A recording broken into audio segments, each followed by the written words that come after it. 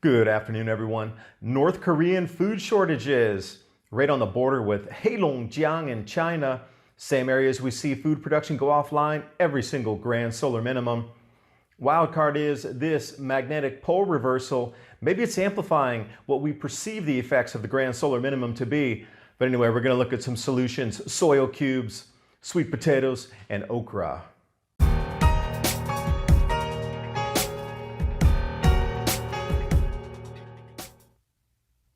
I'm going to start you off with a map here. North Korea, I know we're all familiar with that through the news, but notice the border with China. That area is termed Heirloom. It's a province in China. It goes offline every single grand solar minimum. They're starting to see crop production reductions due to cold weather, dust storms, drought, all affecting these areas. Now, the images coming out through state media in North Korea look really nice. Look at those fields. I mean, those are plentiful. Those are amazing looking fields. Good job, whoever's growing those there. But the reality is, North Korea now faces a food crisis over the poor harvest. Now, please understand, they've spent the last 4 years and hundreds of millions of dollars to redo what is considered the food infrastructure program inside their nation. Upgrading seeds, redoing irrigation canals, purchase of new machinery, etc. But you see, nature is much more powerful than even what the technology upgrades, which they're trying to implement across this planet right now to bring up our food production. Nature's always going to win. So it's termed the worst harvest in a decade. And the citizens of the nation are now being reduced down to 300 grams, or just a little bit under 11 ounces, a little bit less than a pound of food for an entire day. Now, there's really no protein in this. It's mainly just what kimchi, the national staple, is across South Korea and North Korea, as well as rice. So imagine trying to live on pickled cabbage and rice at that 1 pound per day. You're not going to get much done. It'll be a deficit of calories. Now, here is the map that I drew in 2017, areas that are going to go offline. This is already starting to match up.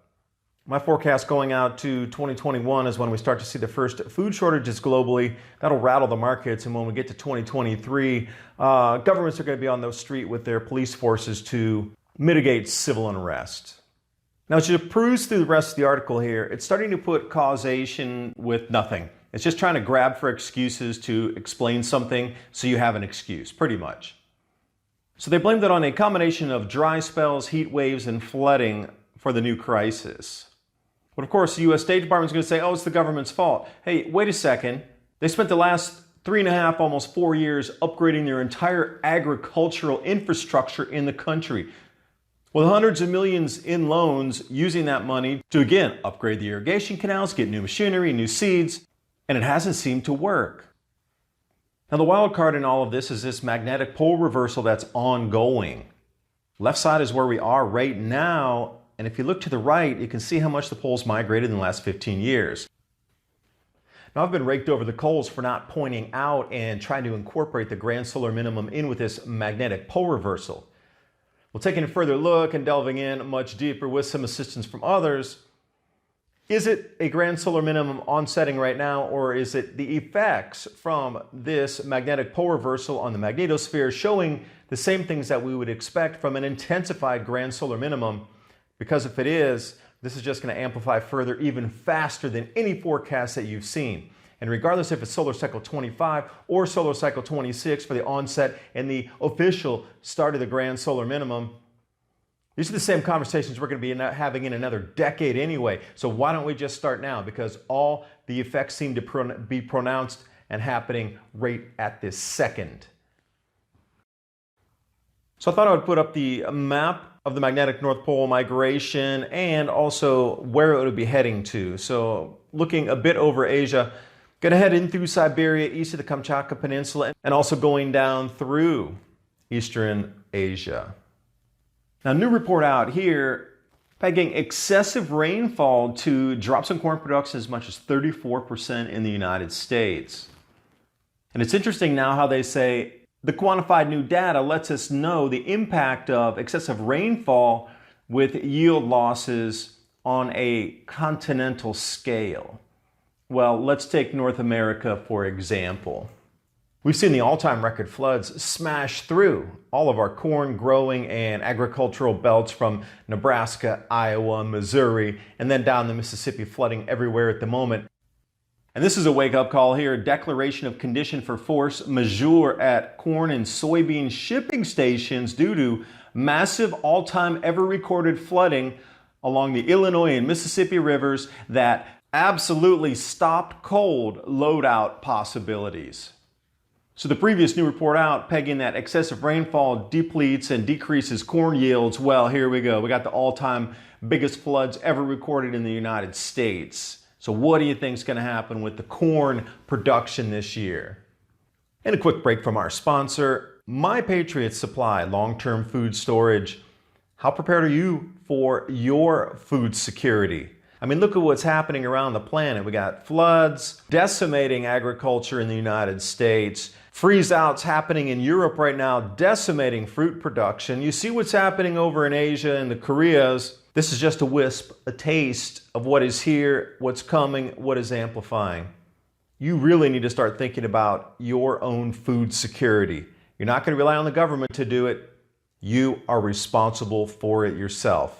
Whether that be you going out to a supermarket and procuring all that in the bulk food section and learning how to store it and dry it, heading over to Patriot Supply, they have all of that for you, plus guides and the materials for you to be able to store your food for a longer period of time. Or you can just buy the Mylar pack bags, rip them open, pour it in water, prepare it. Long-term food storage up to 7 years. The link's in the description box below. Just click and go. And a quick jaunt over to Ags Players to take a look at some of the newest news. Kazakhstan grain production is expected to be flat this year. All right, Kazakhstan was pointed to as being one of the saviors of the planet. But then China quickly swooped in and said, we'll buy every single kilogram that comes out of your production for a decade in advance. Here's a bag of cash. Thanks. Send it over left. Cross the border right into our country. Thank you. Nobody else can buy it. Brazil exports soybeans to Mexico. Now, Mexico's being rather smart about it. They know the grand solar minimums here. They know exactly what's coming. So now what? They're going to become a major food importer inside North America. Stockpiling, stockpiling, stockpiling. Well, thanks for the comments. Here's some of the suggestions that you had asked for. Committed some solutions. Let's start off with the soil cubes. I'm also foreseeing something like this in sort of a Nescafe type of easiness for the average person to be able to do some home gardening. It'll be a little soil pack like this, packed full of the seed. You drop it in the ground and water. This comes off termed soil blocks. This is a great idea. So if you can compress these, put the seed in and get those starters coming out, then the actual block itself can just be transplanted. It's something far different than trying to put everything in small, tiny trays and bring them out as starters. It's a completely different idea. It's literally like Nescafe, but for plant growth. And this is the ease that it has to come to for everybody to adopt it. If we're going to come back to the Victory Garden like we saw in the United States, it's going to take a little more doing than, hey, here's a whole packet of seeds and a shovel, good luck. Not going to work. It's got to bring it down to the easiest common denominator, plug and play. Now another one, okra, and I'll agree, it is an incredibly easy crop to grow. Very healthy, very nutritious. It's like aloe vera, and there's so many nutritional benefits to it. Not medical advice, I'm just saying check it out. Well known, documented in terms of micronutrients as well as vitamins inside okra. And the flowers are beautiful, and they do attract bees. Also, taking over Lagos. Look what they have the kids over there doing, growing sweet potatoes, growing corn. Now this is exactly the age we need to get everybody across our schooling system in the United States. I mean, look at the yields that they're getting out of the schoolyard there. Every single part of our country should be used for food growing, and it needs to be taught across all generations from this age up to 65. And if you're 65 and you don't know how to grow food, you're going to have to learn too to help your grandchildren.